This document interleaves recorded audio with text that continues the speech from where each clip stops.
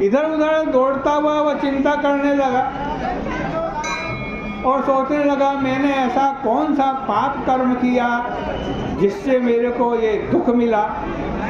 मैंने यज्ञ और पूजा से देवताओं को संतुष्ट किया, मिष्ठान्न भोजन तथा दक्षिणा देकर ब्राह्मणों को संतुष्ट किया, समयानुसार प्रजा का पुत्र की तरह पालन किया। यह सब करने पर भी मुझको ऐसा कठिन दुख क्यों प्राप्त हुआ। इस प्रकार चिंता करता हुआ आगे वन में चला गया। पुण्य के प्रभाव से कुमुदनी से सुशोभित मानसरोवर के समान एक बड़ा सुंदर सरोवर उसने देखा। यह सरोवर चकोर चकवा राजहंसों से शब्दायमान था। उसमें आज मगर मछली जल के जानवर थे।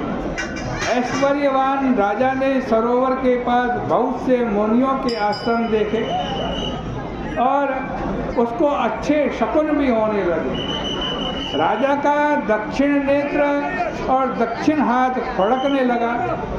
इन अंगों का फड़कना शुभ होता है। सरोवर के किनारे मंत्रों का जाप करते हुए मुनियों को देखा। घोड़े से उतर करके राजा ने उनके सामने वो खड़ा हो गया। व्रत करने वाले मुनियों को अलग अलग करके प्रणाम किया।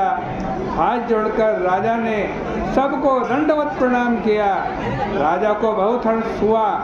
हे मुनीश्वर भी प्रसन्न हुए, मनुष्य भी, मुनि लोग भी प्रसन्न हुए और कहने लगे, हम प्रसन्न हैं। हे राजन, आपकी क्या इच्छा है वह बतलाइए। राजा बोला, हे तपस्वियों, आप कौन हैं और आपका क्या नाम है? आप यहाँ किस लिए आए?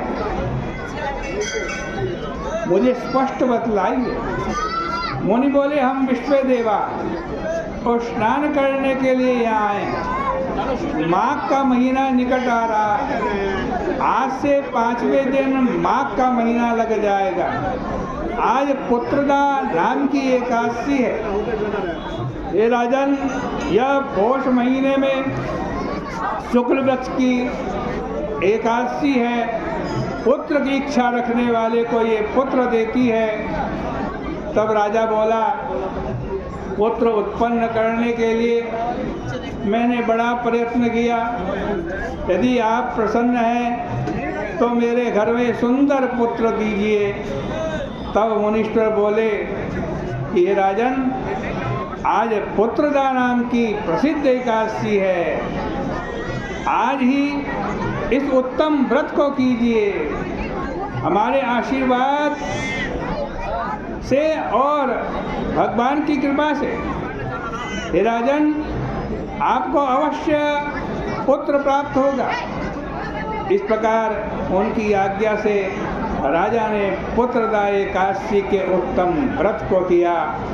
द्वादशी में व्रत की पारणा की। मुनियों को बारंबार प्रणाम करके राजा अपने घर पर आ गया।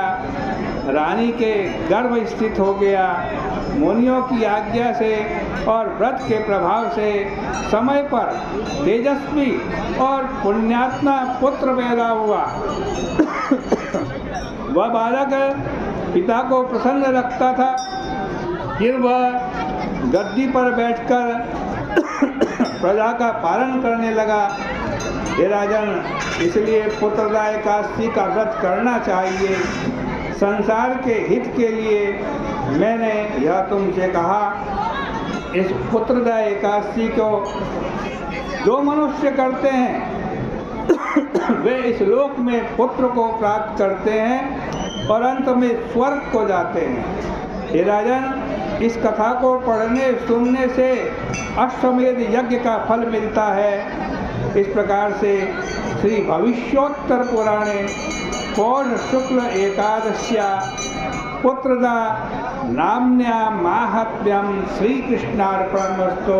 इस कथा के पुण्य महात्मा को भगवान श्री कृष्ण जी के चरणों में अर्पित करते हैं।